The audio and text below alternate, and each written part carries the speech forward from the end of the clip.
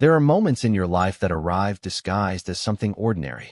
They wear the camouflage of a Tuesday night, the quiet hum of a refrigerator, the familiar weight of a friend sitting beside you on a worn-out couch.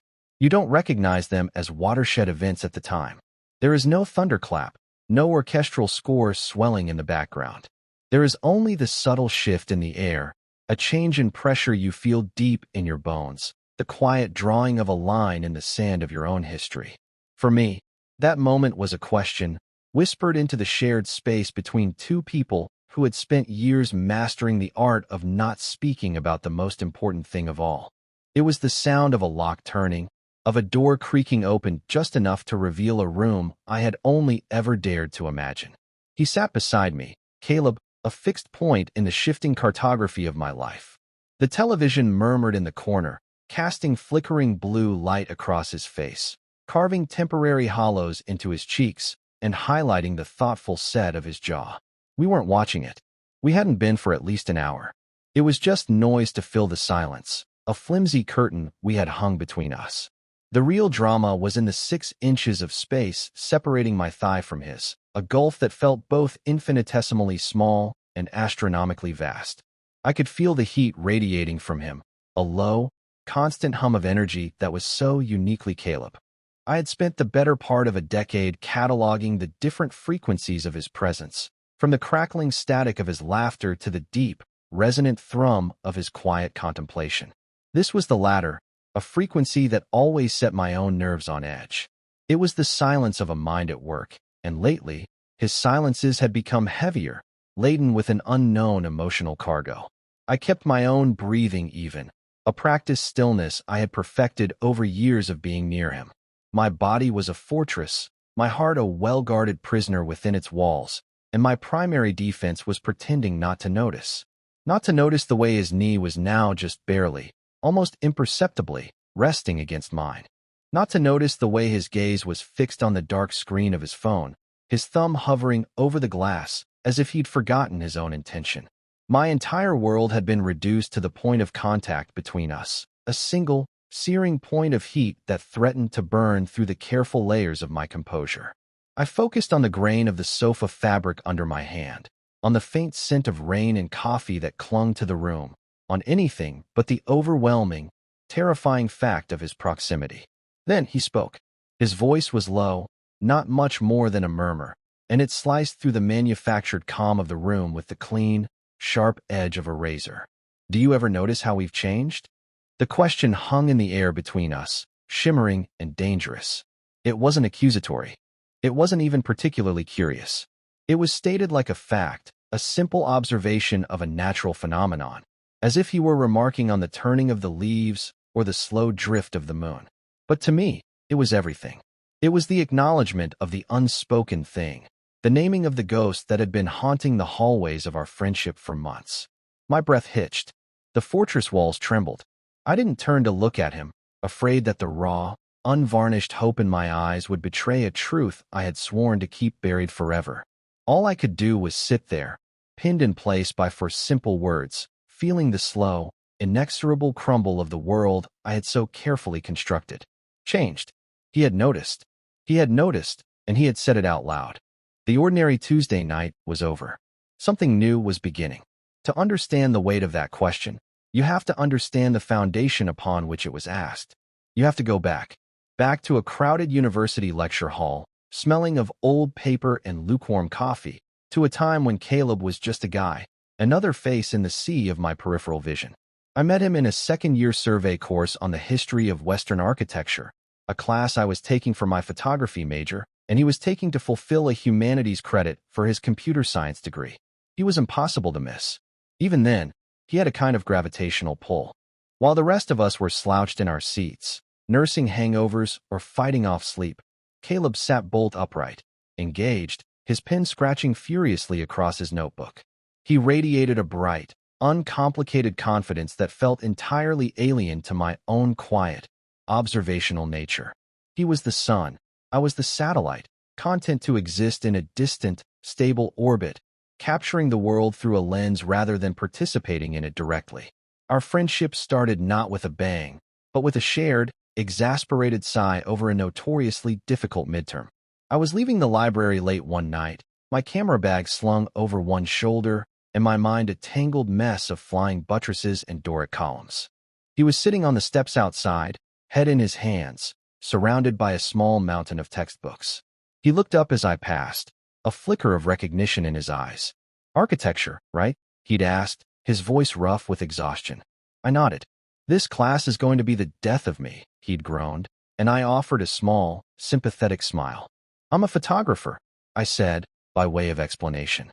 "It's supposed to be my thing," he'd laughed then, a loud, genuine sound that seemed to echo in the quiet campus square. "Well, my thing is code that actually works. This is like trying to learn a dead language." That was the beginning. We studied together after that. Our sessions a strange mix of his structured, logical approach and my intuitive, visual one. He would build intricate flowcharts of architectural movements, and I would show him photographs, explaining how the light falling on a particular facade told a story that dates and names never could. We were a study in contrasts, his pragmatism and my artistry, yet somehow it worked. We passed the class, and the friendship, unexpectedly, stuck. In those early years, our bond was simple, forged in the crucible of late-night study sessions, cheap beer, and the shared anxieties of impending adulthood. Caleb was my window to a world I typically avoided. He dragged me to parties, introduced me to people, and gently pushed me out of the quiet shell I so often retreated into. He seemed to understand, without me ever having to say it, that my introversion wasn't a rejection of the world, but simply a different way of processing it. He never tried to change me, only to make my world a little bigger. In return, I offered him a port in his own personal storm. His life was a whirlwind of ambition, internships, coding competitions, side projects, and my quiet apartment became his sanctuary, a place where the noise of his own striving could finally fall silent. He would sprawl on my couch, talking for hours about algorithms and data structures, and I would listen, content to just be in his presence, to offer him a space where he didn't have to perform. We were two halves of a strange, complementary whole. It was during that time, in the quiet intimacy of those moments, that my feelings began to shift. It wasn't a sudden landslide, but a slow, geological process, the tectonic plates of my heart grinding against each other until a new landscape was formed. It was in the small things. The way he'd absent-mindedly run a hand through his hair when he was frustrated, leaving it standing up in soft, unruly peaks. The way his eyes would light up when he finally solved a complex problem, a brilliant, infectious joy that made me feel like I was basking in a private sunrise. I started noticing the flecks of gold in his brown eyes, the exact curve of his smile, the low, comforting timbre of his voice when he was tired. I began to see him not just as a friend, but as a work of art, a subject I wanted to study indefinitely. My camera became a co-conspirator in this secret affection. I took hundreds of photos of him, most of them without him even knowing. Candid shots of him laughing, of him concentrating, of him sleeping on my couch with a textbook open on his chest. My lens allowed me a kind of intimacy I would never have dared to seek otherwise. Through it, I could trace the lines of his face, capture the unguarded emotion in his eyes, and love him safely from a distance. Of course, he was straight. That was the immutable, unassailable fact that governed the physics of our world. It was a truth as solid and unyielding as a brick wall, and I spent years learning not to run into it. He dated women, a string of bright, lovely girls who were, in their own ways, as sunny and outgoing as he was. I was always polite, always friendly. I listened to his stories about them, offered advice when he asked for it, and attended the occasional group dinner where I would sit and watch him be with someone else, a quiet, polite ache settling deep in my chest. I became an expert in emotional compartmentalization. There was Leo, the good friend, the steady, reliable presence in Caleb's life. And then there was the other Leo, the one who lived in the darkroom of my own heart, who developed these secret feelings in the chemical bath of his own longing. The two never met. I built a door between those rooms and locked it tight. The friendship was too precious, too vital, to risk on the foolish, impossible hope for something more. He was my best friend. He was the anchor in my drifting life, and I was terrified of doing anything that might make him pull that anchor up and sail away. So I stayed silent, and I watched, and I waited for a feeling I was sure would eventually fade. It never did. It just learned to live in the quiet. The shift began with an ending. Caleb had been with Sarah for almost 3 years. She was a marketing executive, sharp and ambitious, a perfect match for his own driven nature. From my vantage point, they seemed happy. They had an apartment filled with minimalist furniture and smart home gadgets. They took vacations to exotic places, and they were talking about the future in that concrete way that people do when they believe they have it all figured out. I had relegated myself to the idea of them as a permanent fixture, a settled fact of life. I had even managed to find a strange sort of peace in it. His happiness was, after all, a primary objective. But the universe, it seems, has a penchant for dramatic revisions. The call came on a Wednesday night. It was late, after midnight, and I was in my own small darkroom, the red light casting an eerie glow on the trays of developer and fixer. The smell of chemicals was sharp, a scent I had come to associate with solitude and creation. My phone buzzed on the shelf, a jarring intrusion. I almost ignored it, but I saw Caleb's name on the screen. He never called that late unless it was important. I answered, my voice a little rough from the silence. "Hey, what's up?" There was a long pause on the other end, filled with a ragged, unfamiliar static. When he finally spoke, his voice was hollowed out, a fragile shell of its usual confident tone. "She's gone," just 2 words. But they carried the weight of a collapsed building. I didn't need to ask who or what he meant. I could hear the rubble in his throat. "What happened?"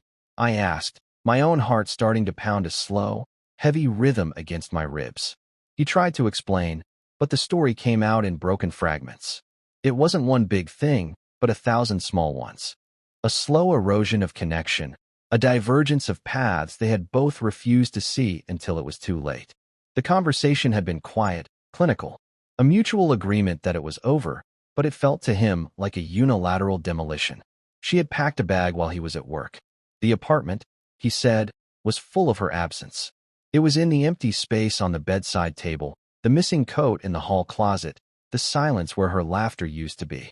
Can I come over?" he asked, and the question was so small, so full of a vulnerability I had never heard from him before. He sounded like a lost child. "Of course," I said immediately.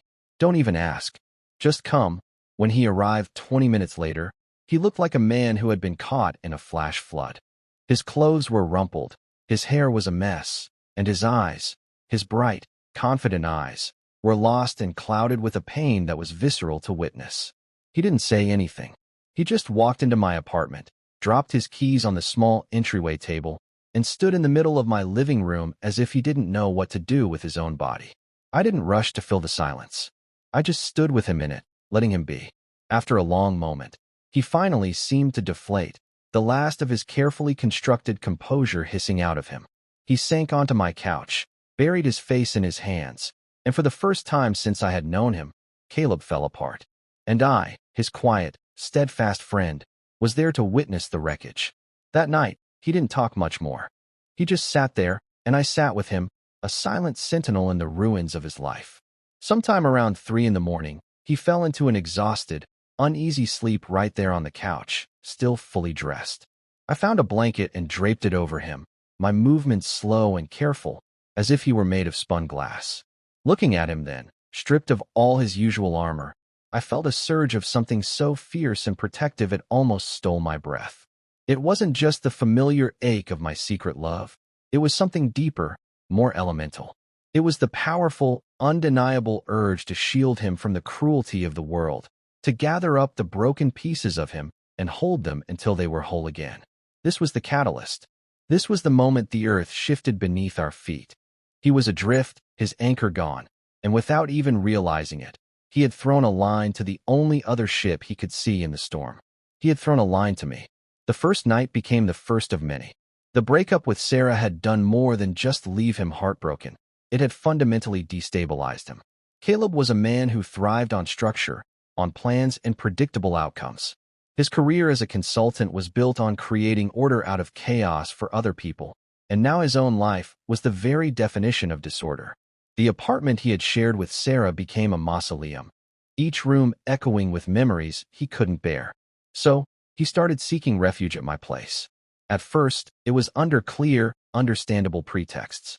"I just can't stand the silence over there," he'd say. Or, "I have an early flight out of the city airport, and you're so much closer." I never questioned it. I would make up the couch for him, leave a glass of water on the end table, and retreat to my own room, my heart a frantic, hopeful drum against my ribs. I would lie awake for hours, listening to the sounds of him settling in, the sigh of the cushions, the soft rustle of the blanket. It was an agonizing and beautiful proximity. He was just a wall away, a tangible presence in my home, and yet the distance between us felt as unbridgeable as ever. This was the beginning of the ritual. His stays became more frequent, the excuses more threadbare, until they disappeared altogether. He started leaving a toothbrush in my bathroom, a spare shirt in my closet. My apartment slowly, subtly, became his home base, the place he returned to between his business trips, the harbor where he docked his weary ship. The couch was his designated spot. It became an unspoken agreement. But one night, in the deep chill of late autumn, he came in shivering, exhausted from a delayed flight and a brutal week of meetings. He was pale and looked utterly depleted. "Leo," he said, his voice raspy, "I think I'm getting sick. And your couch is killing my back." He looked at me, a question in his tired eyes that he didn't dare speak. My own heart hammered against my ribs. This was new territory, a deviation from the established pattern. The air in the room grew thick with unspoken possibilities. You can take my bed," I offered, my voice sounding unnaturally high. "I can take the couch." It was the safe, correct thing to say. He shook his head, a slow, weary motion. "No, man, that's your bed. I'm not kicking you out." He paused, rubbing the back of his neck. "It's a big bed. Is it? Would it be weird if I just—" He trailed off, leaving the rest of the sentence to hang in the air. The unspoken words were a neon sign in the quiet room. "If I just slept in there with you?" My mind went into overdrive, a frantic cascade of panic and hope. This was a line, a significant, terrifying line. But looking at him, at the profound exhaustion etched into his face, at the genuine physical discomfort he was in, my fear was eclipsed by that now familiar protective instinct. He wasn't making a move. He was just cold and tired and seeking comfort in the most basic, human way. To say no would be to reject him in a moment of need, to make this strange, evolving intimacy into something sordid and calculated. To say yes was to step willingly into a fire I wasn't sure I could survive.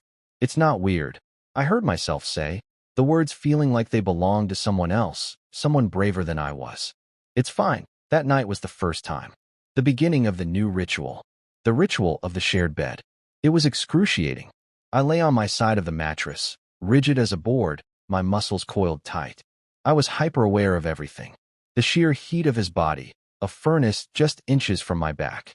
The sound of his breathing, slow and deep as he finally succumbed to sleep. The faint, clean scent of his soap. The way the mattress dipped with his weight. It was a sensory overload that pushed my carefully constructed defenses to their absolute limit. I felt like a photographer trying to capture a solar eclipse without a filter, staring directly into a light so bright it threatened to blind me. I didn't sleep at all that night. I just lay there, listening to him breathe, feeling the tectonic plates of my life shifting into a new, precarious, and terrifying alignment. The ritual, once established, quickly became the norm. The pretense of him being sick or my couch being uncomfortable evaporated, leaving behind a simple, unspoken truth. He slept better here. With me. His business trips became the punctuation marks in a life lived largely within the four walls of my apartment. He would fly out on a Monday, and I would feel his absence like a physical ache, the air in the room suddenly thin and cold. The bed would feel vast and empty. Then he would return on a Thursday or Friday, often coming straight from the airport, dropping his luggage by the door and collapsing onto the sofa with a weary sigh that said, "I'm home." And that night, we would fall into the familiar pattern. We would talk for a while, or watch a movie, and then, without a word, we would both gravitate toward my bedroom. It was a silent, mutual understanding, a dance we had choreographed without ever discussing the steps. I became a scholar of this new intimacy, an obsessive analyst of its subtle language. I learned the geography of his sleep. I learned that he always started on his back and would inevitably roll onto his side, facing away from me. I learned that in the deepest hours of the night, His body would relax its careful guard, and an arm or a leg would drift across the invisible line dividing the bed, his hand sometimes coming to rest on the mattress near my hip, his knee brushing against the back of mine.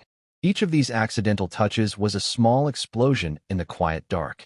My mind would race, trying to decode the meaning. Was it just the unconscious movement of a sleeping body? Or was it something more? Was it a subconscious reaching, an unspoken desire for connection that could only express itself when his waking mind was dormant? I was living in a state of constant, heightened awareness, my entire being attuned to the subtle currents of energy flowing between us. It was a form of exquisite torture. Every night was a test of my endurance, a battle between the overwhelming desire to close the distance between us and the paralyzing fear of misinterpreting everything. This period was like living inside one of my own photographs during its development process. The image was slowly emerging in the chemical bath, shapes and shadows gradually taking form, but the final picture remained unclear. Was it a portrait of two friends finding solace in a difficult time? Or was it the nascent image of something else entirely, something I had longed for but never believed possible? I was terrified to agitate the process, to expose the image to light too soon, for fear of ruining it completely. So I let it develop in the dark, in the silent, nightly ritual of our shared space. I documented it all in my mind. The weight of his head when it once, for a fleeting moment, rested on my shoulder as we watched a movie.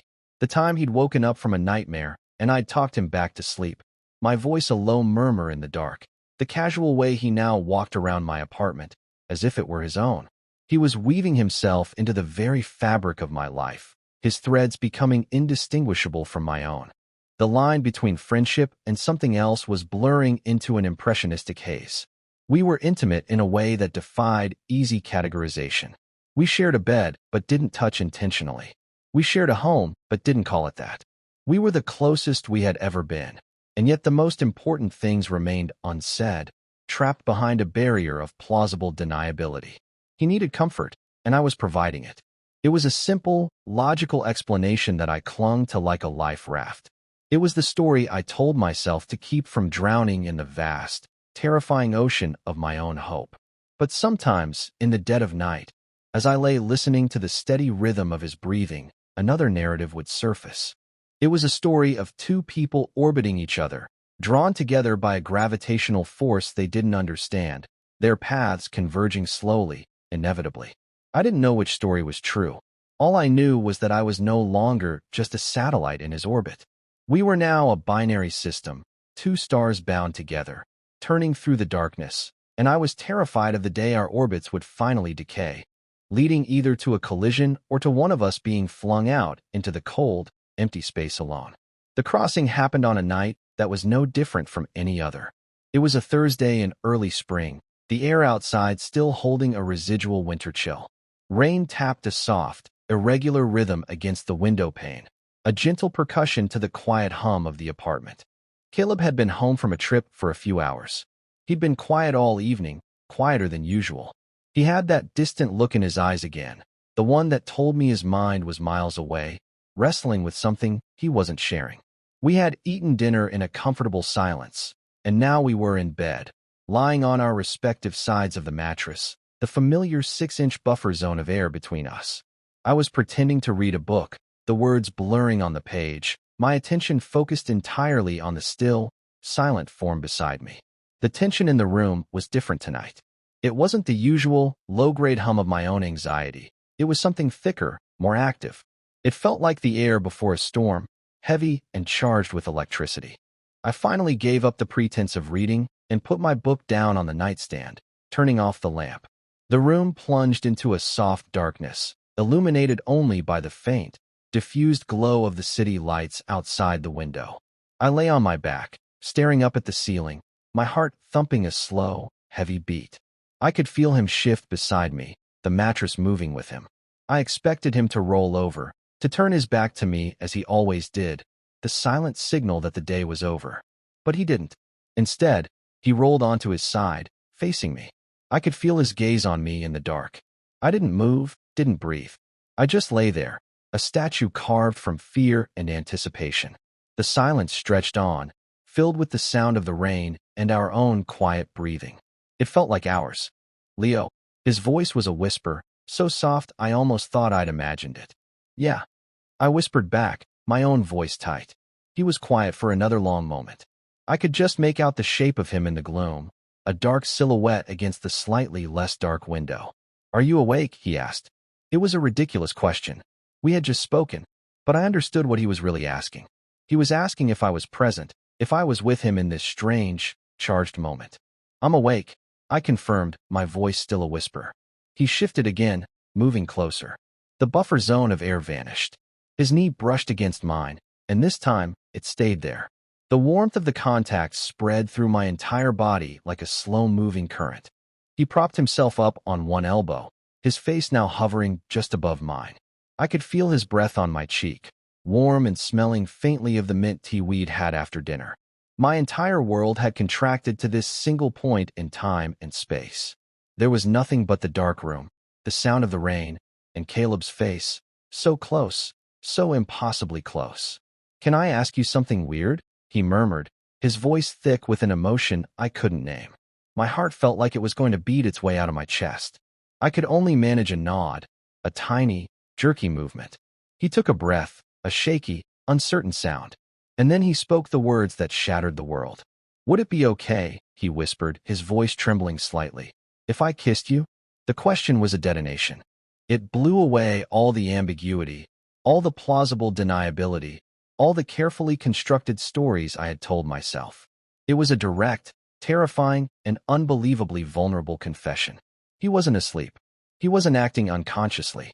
He was awake, he was aware, and he was asking for permission to cross the one line we had never, ever approached. In that moment, I had a choice. I could retreat, I could make a joke, I could pretend he was confused. I could salvage the friendship, lock the door to that other room again, and spend the rest of my life wondering. Or I could say yes. I could step through the door he had just unlocked and face whatever was on the other side. I looked at him, at the genuine fear and hope warring in his eyes, and I saw not the confident, sunlit man I had first met, but a person as lost and as searching as I was. He was asking for a safe harbor, and I realized, with a sudden, stunning clarity, that I was his. I didn't say yes. I didn't trust my voice. Instead, I lifted my hand, my fingers trembling, and gently cupped the side of his face. It was the first time I had ever touched him with such clear, unambiguous intent. His skin was warm, the stubble on his jaw rough against my palm. He leaned into my touch, a small, shuddering sigh escaping his lips, and closed his eyes. And that was my answer. He lowered his head, slowly, hesitantly, giving me every possible chance to pull away. And then his lips met mine. It wasn't a passionate, movie screen kiss. It was impossibly soft, tentative, a question asked in a different language. It was a kiss of profound uncertainty and staggering relief. It tasted of mint tea and rain and years of unspoken longing. It was the gentlest collision, the quietest explosion. In the darkness of my bedroom, with the rain tapping against the glass, the two halves of our binary system finally, terrifyingly, touched. And the universe did not end. It simply, quietly, began anew. The aftermath was not the gentle dawn I had foolishly allowed myself to imagine. It was a stark, cold morning, filled with a silence that was entirely different from the ones that had come before. The comfortable, easy quiet we had once shared was gone, replaced by a tense, brittle atmosphere that felt like it could shatter at the slightest touch. After the kiss, after a series of soft, questioning kisses that had left us both breathless and trembling, we had fallen asleep, tangled together in a way that was entirely new. For the first time, the contact was intentional, a deliberate seeking of warmth and closeness. I had fallen asleep with my head on his chest, his arm wrapped securely around me, the steady beat of his heart a lullaby against my ear. It was a peace so profound, so complete, that it felt like a dream. But the morning light brought with it a harsh reality. I woke first, disoriented for a moment by the unfamiliar weight of his arm around me. The memory of the night before rushed back in a dizzying wave of warmth and terror. I lay perfectly still, watching the dust motes dance in the slivers of sunlight piercing the blinds, listening to the soft, even rhythm of his breathing. He looked so peaceful, so young in his sleep, the usual tension in his brow completely gone. A fierce, protective love washed over me, so potent it was almost painful. This, I thought. This is real. But when he finally stirred an hour later, the dream dissolved. He blinked, his eyes focusing on my face, and for a fleeting second, I saw a flicker of soft, sleepy recognition. Then, comprehension dawned, and it was like a shutter slamming down. A wave of panic, stark and unmistakable, flashed across his features. He pulled his arm back as if he'd been burned, scrambling to put space between us, his body suddenly rigid with a tension I hadn't felt since that first night he'd shared my bed. He stammered, sitting up and swinging his legs over the side of the bed, his back to me. He ran a hand through his hair, a gesture I knew meant he was deeply stressed. I have that conference call this morning. I should go. The excuse was flimsy, transparent. His office was a disaster zone of unpacked boxes, and he'd been taking all his calls from my apartment for weeks. But I didn't challenge him. I was too stunned, too hurt by the sudden, cold wall that had risen between us. Okay, I said, my voice barely a whisper. He didn't look at me. He just grabbed his clothes from the floor, dressed in a frantic, jerky haste, and headed for the door.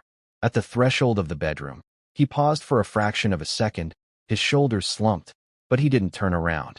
I'll call you later, he mumbled, and then he was gone. I heard the front door open and close, the click of the lock echoing in the now cavernous silence of the apartment. I sat there, in the middle of the bed that still held the warmth of his body, and felt a cold, sickening dread wash over me. I had been a fool. I had misinterpreted everything. The kiss hadn't been a beginning. It had been a mistake. A moment of lonely, confused weakness on his part, and I had let my own desperate hope fill in the rest. He was gone, and in his haste to flee, he had taken my heart with him. The days that followed were a special kind of hell. He didn't call. My texts went unanswered, left to languish with the single, damning checkmark of delivery. The silence from him was absolute, a gaping void where our constant, easy communication used to be. The apartment felt haunted. Every corner held a memory of him. The mug he always used for his coffee, the blanket on the couch he'd wrapped himself in, the indentation on the pillow next to mine. His toothbrush was still in my bathroom, a small, poignant monument to a future that had apparently been canceled. My mind became a torture chamber, replaying the kiss, his question, over and over again, searching for a clue I might have missed.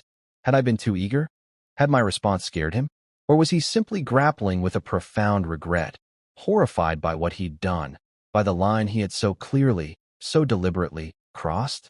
The hurt was a physical thing, a dull, constant ache in my chest. But underneath the hurt, a slow-burning anger began to smolder. I wasn't angry that he was confused. I could understand that. His entire life, his entire identity as he knew it, had been built on a foundation of being straight. A kiss with his male best friend would undoubtedly cause some seismic tremors. What I was angry about was his cowardice, his silence. He had initiated everything. He had sought refuge in my home. He had blurred the lines. He had asked to share my bed. He had asked for that kiss. He had opened a door, led me into a new and terrifying room, and then he had slammed it shut, locking me inside alone. The quiet observer in me, the passive photographer who was content to document life from a distance, was finally, irrevocably, gone. In his place was a man who had been offered a glimpse of everything he'd ever wanted, only to have it snatched away without a word of explanation. I couldn't live in this limbo. I couldn't let our friendship, our everything, die a slow, silent death in the vacuum of his fear. I had to know. After a week of this agonizing silence, I made a decision. I couldn't force him to feel something he didn't, but I could demand the respect of an explanation. I drove to his apartment, the one he had shared, with Sarah, the one he claimed he couldn't bear to be in. As I stood in the hallway outside his door, my heart pounded with a mixture of dread and resolve. I almost turned back a dozen times. But then I thought of his question, whispered in the dark, would it be okay? And the anger solidified into a cold, hard purpose. He had asked for my consent, for my vulnerability. The least he could do was face his own. I knocked. The sound was loud in the quiet hall. I waited, my breath held tight in my chest. For a long moment, there was nothing. Then, I heard the faint sound of movement, the click of the lock. The door opened a few inches, and he was there, looking even worse than he had the night of the breakup. He was pale, unshaven, with dark circles under his eyes that spoke of sleepless nights. He looked at me, and his face was a canvas of shock, guilt, and misery. "Leo," he breathed, his voice rough. "Are you going to let me in?" I asked, my own voice colder and steadier than I felt. "Or are we going to have this conversation in the hallway?" He flinched at my tone, but stepped back, opening the door wider. I walked into the apartment and was immediately struck by the sterile emptiness of it. It looked like a showroom, professionally staged but utterly devoid of life. It was clean, it was orderly, but it was not a home. He closed the door behind me, the sound echoing in the stillness. He didn't meet my eyes. He just stood there, his hands shoved deep into the pockets of his sweatpants, a portrait of shame. "Caleb," I began, turning to face him. "I'm not here to yell. I'm not here to demand anything from you that you can't give. But I am here for an explanation. You can't just do what you did and then disappear. You don't get to do that." Not to me. He finally looked up, his eyes swimming with a misery that was so profound it almost broke my resolve. "I know," he whispered. "Leo, I'm so sorry. I'm so sorry." "Sorry for what?" I pressed, needing to hear the words. "Are you sorry you kissed me? Or are you sorry you ran away?"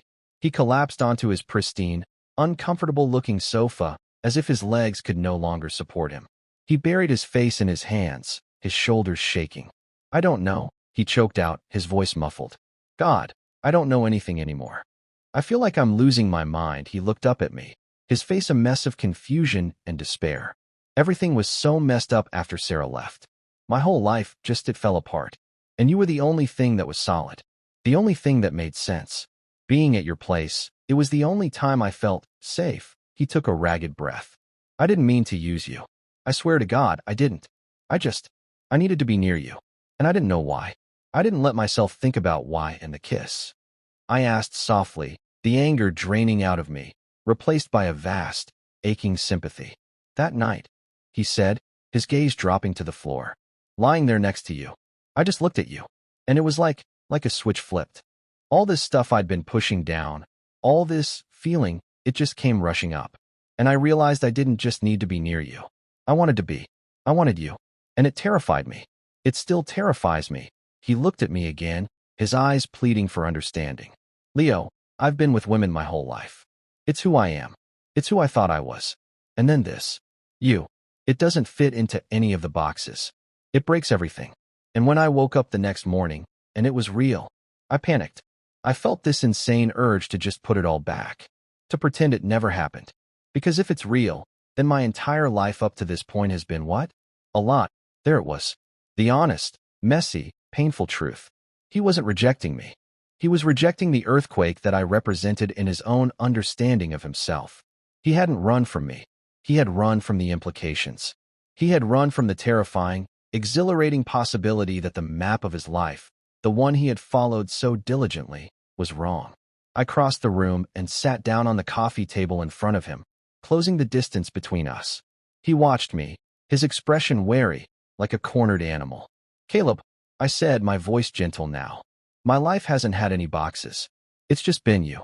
For a very, very long time. This isn't new for me. It's not confusing. It's the truest thing I know."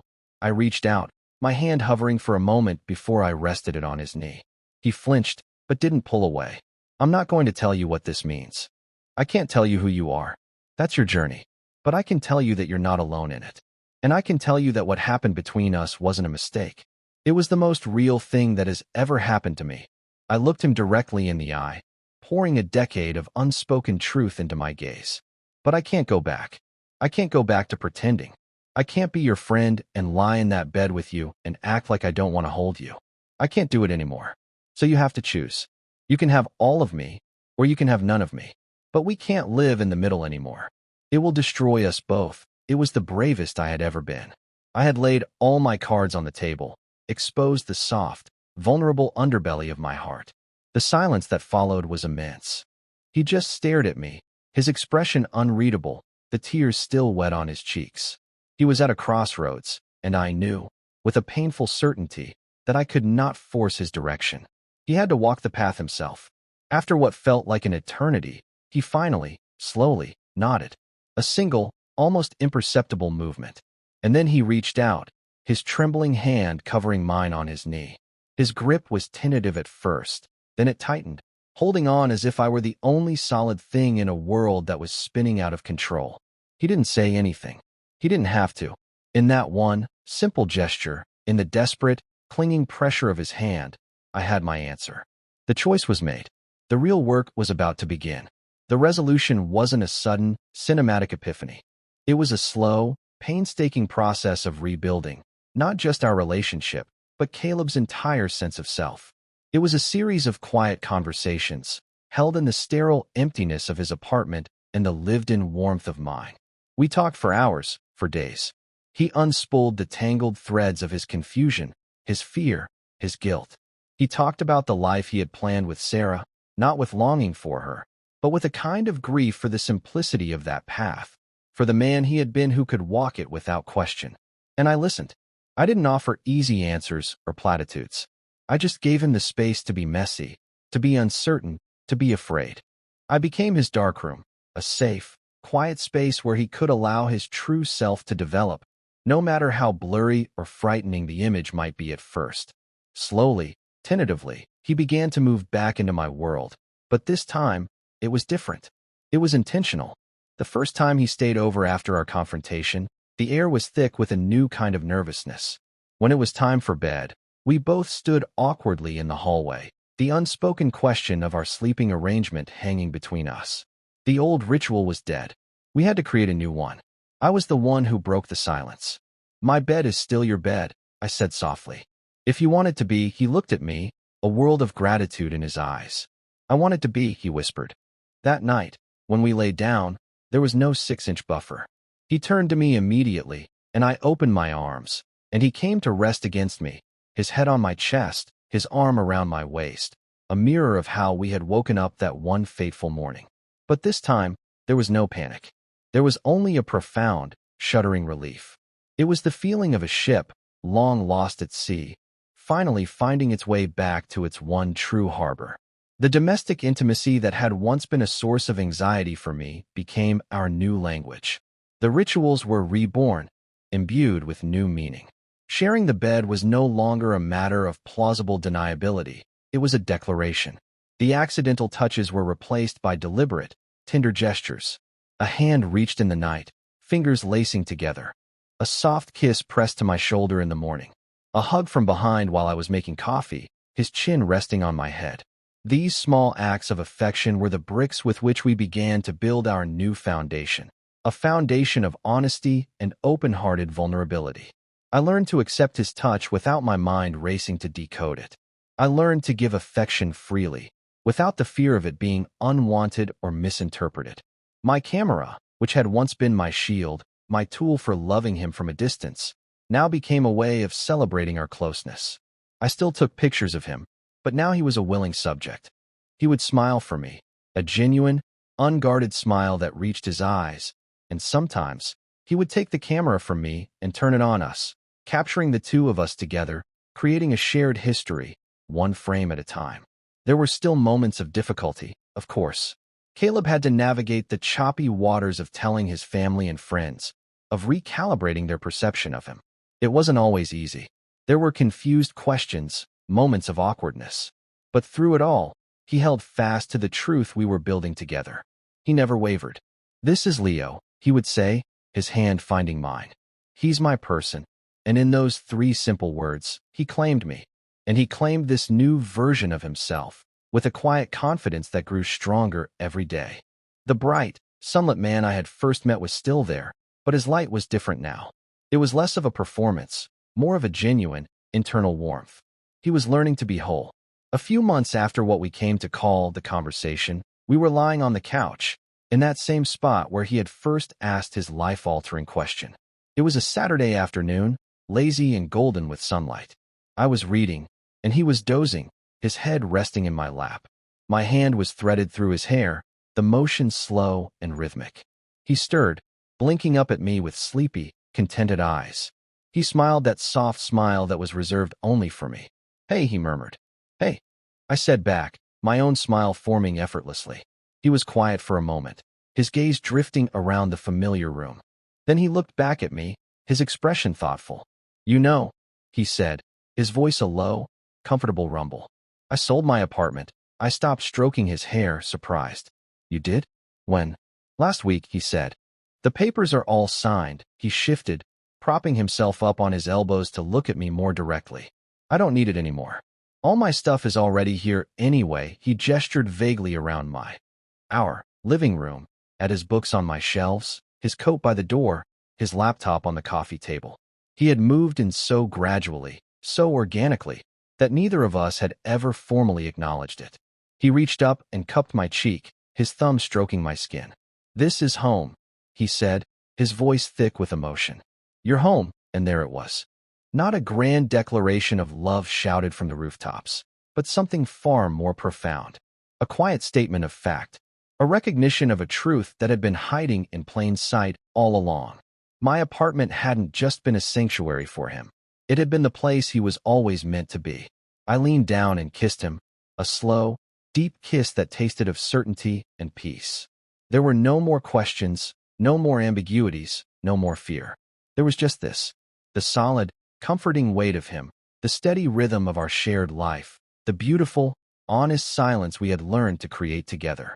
We learn, I think, that a home is not always a place you find, but often a space you build.